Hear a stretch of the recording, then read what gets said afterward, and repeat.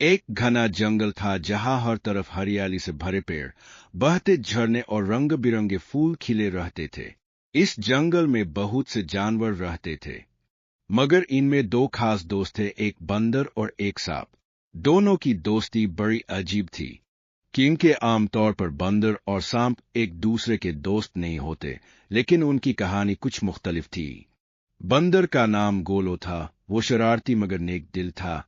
दिन भर दरख्तों की शाखों पर उछलता कूदता, मीठे फल खाता और बाकी जानवरों से मजे मजे की बातें करता।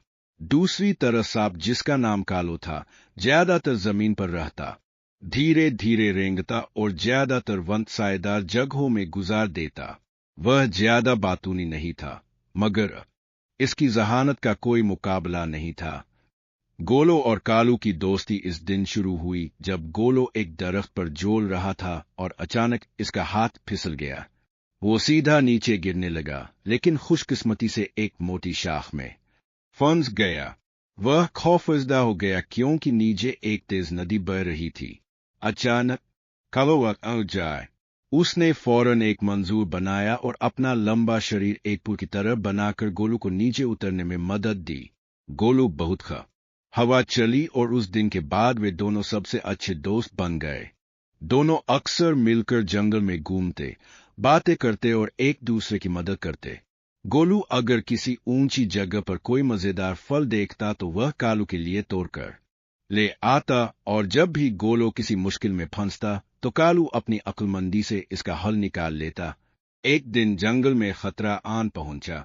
एक शिकारी वहां आया और इसने जाल लगाकर कई जानवर पकड़ लिए।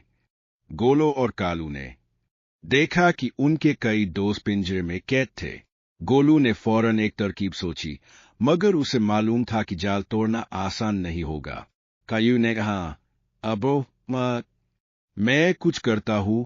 वह चुपके से शिकारी के खीमे में दाखिल हुआ और वहां रखे हुए छेले को खोल दिया जहां जाल के लिए कुछ औजार रखे थे।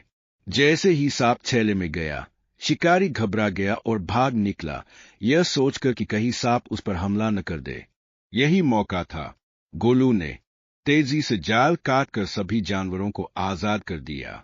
सब जानवर बहुत खुश हुए और कालो और गोलू की बहादुरी की तारीफ करने लगे। उस दिन के बाद जंगल के सब जानवर उनकी इज्जत करने लगे और उन्हें अपना लीडर मानने लगे। गोलू और कालू की दोस्ती पहले से ज्यादा मजबूत हो गई। वे जानते थे कि सच्ची दोस्ती रंग, नस्ल या किस्म नहीं देखती, बल्कि सिर्फ खुलूस और भरोसे पर कायम होती है।